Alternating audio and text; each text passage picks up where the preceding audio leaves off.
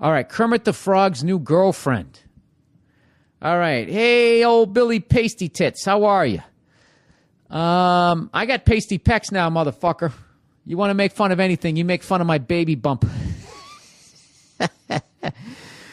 I'm wearing a sports bras. I go down the fucking street. Maybe I'll get a couple of freckles on it. Have you seen this bullshit that these stupid feminists are up in arms about? Apparently, Kermit the Frog, a fictional fucking green puppet, broke up with Miss Piggy, who was a total cunt to him anyways. Oh, yeah, and physically abusive, by the way, and totally controlling. He should have broken up with her back in the 70s. If you ask, okay, and is now rumored to be dating a thinner, younger-looking pig named Denise. That's hilarious.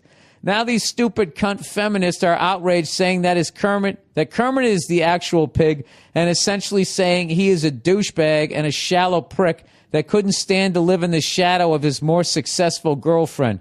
Why is everyone getting offended by this bullshit? Billy, can you please explain this shit to me? I would venture to guess that there's no fucking adult that is seriously offended by that. I don't want to drag all feminists down on this one. My wife is a feminist. She doesn't give a shit about that. But, you know, it is the internet, everybody. And what you have to understand is anybody with a glass or two of red wine in them can get on the internet and write something. Can just pour out all of their fucking thoughts. And what you really have to do is when you walk around during your day, really experience humanity, okay?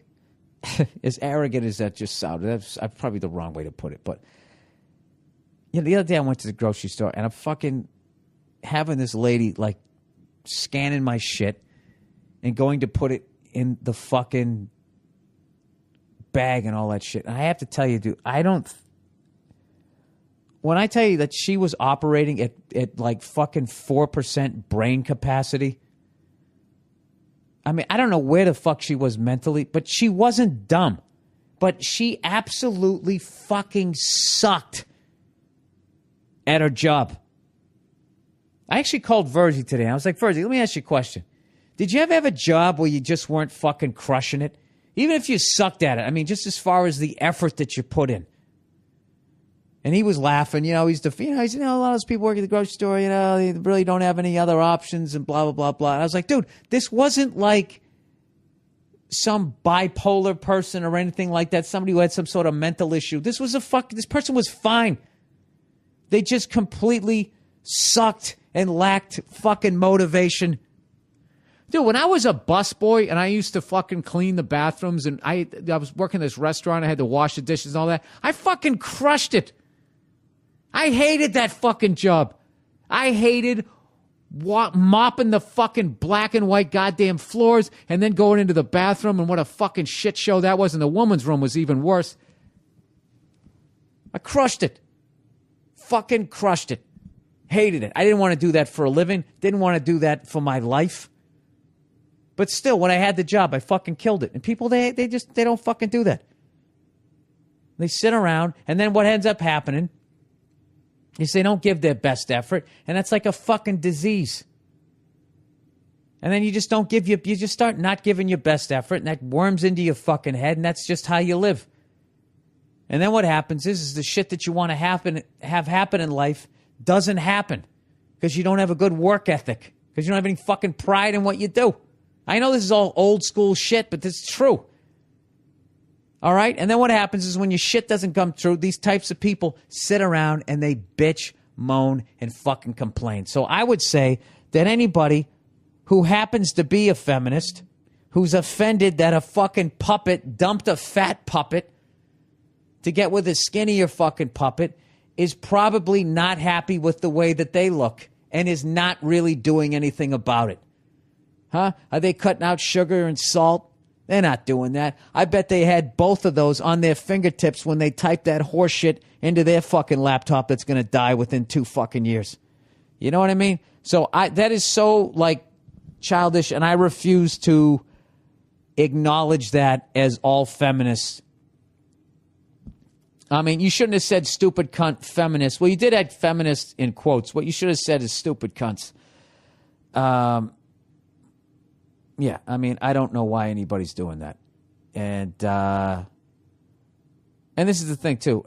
When in defense of that, when guys, I really feel if you're with somebody and they put on a bunch of fucking weight and you dump them, then I don't know that you really loved them to begin with. So in the long run, you're still doing them a favor if you fucking leave anyways.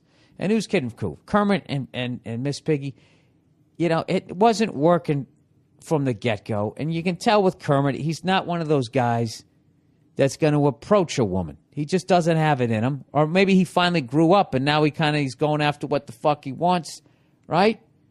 So probably back in the day, Miss Piggy was just controlling fucking woman, and no strong frog who was raised right was going to deal with that shit. So she got with this weak dude who eventually she ended up resenting, which was probably why she was hitting him, because she probably wanted to see a little bit of fighting him.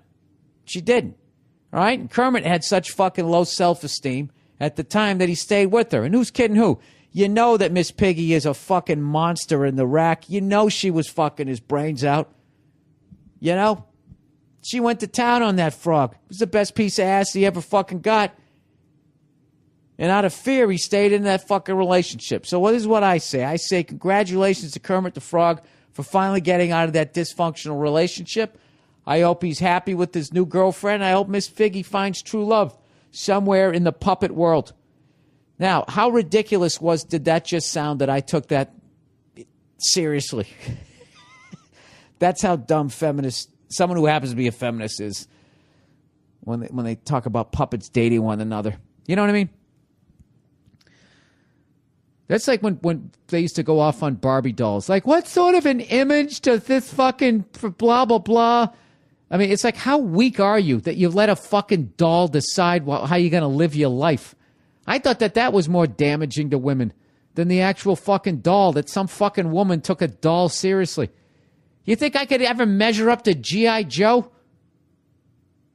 Goddamn war hero? He had fucking abs.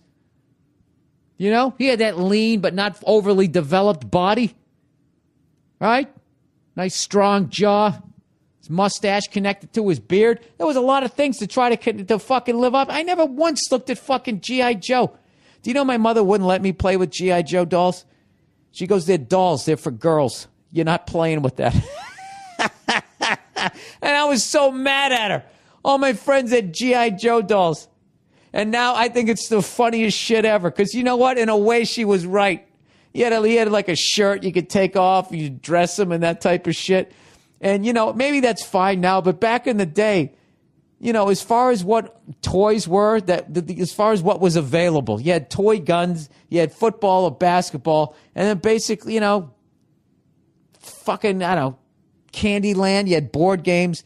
And then you had a G.I. Joe doll. And it was a fucking doll. She was right. God damn it, she was right. I don't know if it made me a better person, but she was right. She was definitely right.